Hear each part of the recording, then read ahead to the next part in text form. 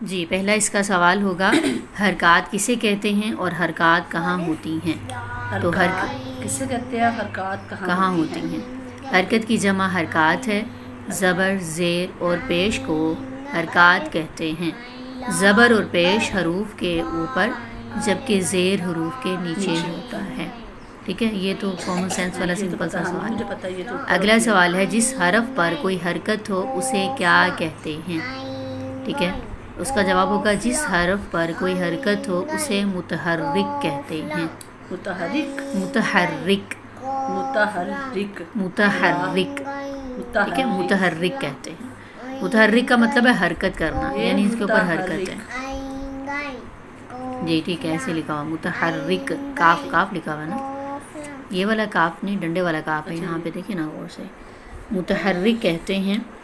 اگلا جو سوال ہے وہ بہت ہی سمجھنے والا اور ہمیشہ یاد رکھنے والا سوال ہے۔ اگلا سوال ہوگا حرکات کو کیسے ادا کریں گے؟ کیا سوال ہے؟ حرکات کو کیسے ادا کریں گے؟ تو اس کا جواب ہے زبر منہ اور آواز کو کھول کر۔ ٹھیک ہے، زبر کو کیسے ادا کرنا ہے؟ منہ اور آواز کو کھول کر، منہ اور آواز کو کھول کر، اور منہ اور آواز کھولنا ہے۔ میری طرف دیکھیں، میری طرف دیکھیں، میری طرف دیکھیں، منہ بھی کھل گیا اور آواز بھی کھل گیا۔ اگلا ہے زیر آواز کو نیچے گرا کر۔ زیر کا ہے آواز کو نیچے گرا کر، ای ای نیچے گر رہی ہے نا، ای ہونٹوں نیچے والے ہونٹ کو بھی پھیلا دینا ہے۔ ای منہ اور آواز کھل گئی اور ای میں نیچے گر گئی۔ پیش ہونٹوں کو گول کر کے ادا کریں، ہونٹوں کو گول، او او آ ای او آ ای او۔ اب ایسی حرکات کو جب ہم نے قرآن پاک میں پڑھنا ہے یہی چیز کا خیال رکھنا ہے۔ زبر میں ہم نے منہ اور آواز کو کھولنا ہے، زیر میں نیچے گرانا ہے، پیش میں ہونٹوں کو گول کرنا ہے۔ جیسے ہم پڑھ رہے ہیں الحمدو، ال زبر ہے، ہم پہ بھی ہا پہ زبر ہے، دال پہ پیش ہے، الحمدو۔ ٹھیک ہے، الحمدو دو۔ دعا پڑھی آپ نے، رب رب، رب زبر ہے، رب، بش با کے نیچے زیر ہے، بش بش آواز گرا دی نا، رب بش کھڑی آگئی اس پہ زیر آگئی، ہاں جی، رب بش روح، را پہ پھر زبر آگئی، روح لی پھر نیچے آگیا، لی، پھر صاد، صاد پہ زبر ہے، صاد ری پھر نیچے آگیا، زیر آگئی۔ ٹھیک ہے، پھر آپ پڑھتے ہیں یفقہو، ہاں پہ پیش ہے، ٹھیک ہے، ہونٹوں کو گول کر دیا، یفقہو قولی، اوپر اور پھر نیچے بھی آگیا، ٹھیک ہے، پھر قو، قاف پہ زبر ہے، لی نیچے زیر ہے۔ یہ پڑھتے وقت اپنے ہونٹوں کو اور آواز کا خیال رکھنا ہے۔ یہ ہے سوال ہے۔ اگلا سوال ہے حرکات کو کیسے پڑھیں گے؟ پہلا کیا سوال ہے؟ حرکات کو کیسے ادا کریں گے؟ ادا ادا۔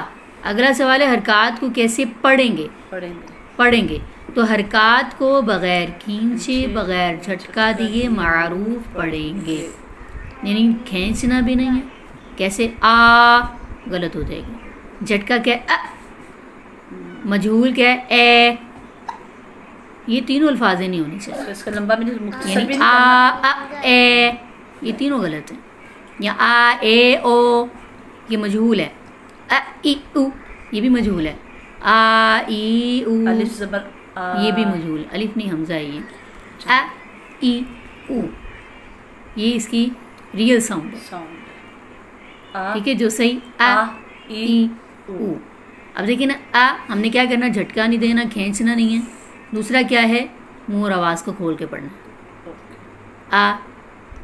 ای او۔ ٹھیک ہے، اب ہم پڑھ رہے ہیں الحمدو، اس کو ہم کر رہے ہیں الحمدو، غلط، کیونکہ دال پہ صرف پیش ہے۔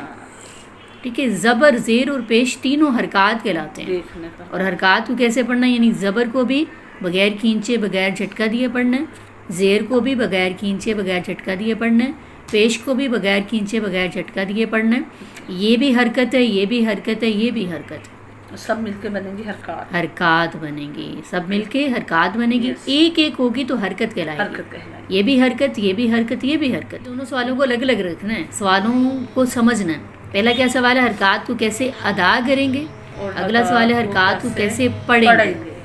پہلا ہے حرکات کو کیسے ادا کریں گے، ادا دوسرا کرنا ہے منہ اور آواز کو کھول کر زبر اور آواز زیر زیر زیر آواز کو نیچے گرا کر پیش ہونٹوں کو گول کر کے۔ دوسرا ہے حرکات کو کیسے پڑھیں گے، اس کا حرکات کو بغیر کھینچے بغیر جھٹکا دیے معروف پڑھیں گے، معروف پڑھیں گے، ٹھیک ہے۔ معروف کا مطلب ہے جو اس کی اصل مقدار ہے، اتنا ا ای او۔ اگلا سوال ہے جس الف پر کوئی حرکت ہو اسے کیا پڑھیں گے، جس الف پر کوئی حرکت ہو، اب حرکت کیا ہے، یعنی زبر زیر یا پیش ہو تو اسے کیا پڑھیں گے۔ الف پر کوئی حرکت یا جزم آ جائے تو اسے حمزہ پڑھیں گے۔ الف پر کوئی حرکت یا جزم ہوتی ہے، ساکن کہتے ہیں، کوئی بھی حرف لگا ہوتا ہے نا اس کے اوپر ساکن ایسے کر کے، جیسے حمزہ ہے الف ہے اس کے اوپر ایسے کر کے ساکن لگاؤ، اس کو کہتے ہیں جزم، ٹھیک ہے، اس کو جزم۔ الف پر کوئی حرکت یا جزم آ جائے تو اسے حمزہ پڑھیں گے، حمزہ پڑھیں گے، ٹھیک ہے، یعنی ہم نے اس کو الف زبر آ، الف زیر الف پیش او نہیں پڑھنا، حمزہ زبر آ، حمزہ زیر ای، حمزہ پیش او، ا ای او۔ ان کو بھی پڑھتے وقت حروف مفردات میں مخرج کا خیال رکھنا ہے۔ حمزہ کا کیا مخرج ہے، حلق کا تیسرا حصہ، سختی سے پڑھنا ہے، ا ای او، ٹھیک ہے۔ اس کے بعد ہے را کے اوپر زبر زیر یا پیش ہو تو اسے کیسے پڑھیں گے۔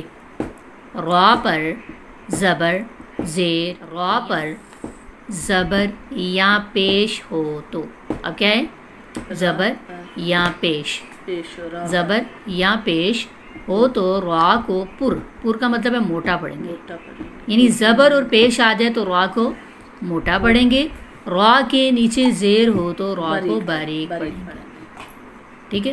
یہ دیکھیں یہاں کے را کے اوپر زبر اور پیش آ گئی تو ہم نے اس کو موٹا پڑھنا ہے، کیسے، را زبر را، را زیر ری، ری میں باریک پڑھنا ہے، را زیر ری، را زبر را، را زبر را، را را را، را را زیر ری، را زیر ری، ری ری ری، ری، را پیش رو، را پیش رو، رو، رو، ہم پڑھے رب پیش، را موٹا کریں وہاں را پہ زبر ہے، رب پیش رحلی، ربش رحلی، دونوں را پہ زبر آ رہی تو دونوں را کو موٹا پڑھنا، ٹھیک ہے۔ را پر زبر اور پیش ہو تو را کو موٹا پڑھنا ہے، زیر آ جائے تو را کو باریک، ٹھیک ہے۔ ان دونوں پہ اگر ہو تو موٹا، ان پہ باریک پڑھنا۔ ہاں جی، اس کے سوال مکمل ہو گئے ہیں، اب آپ نے سوال ہی یاد کرنے ہیں۔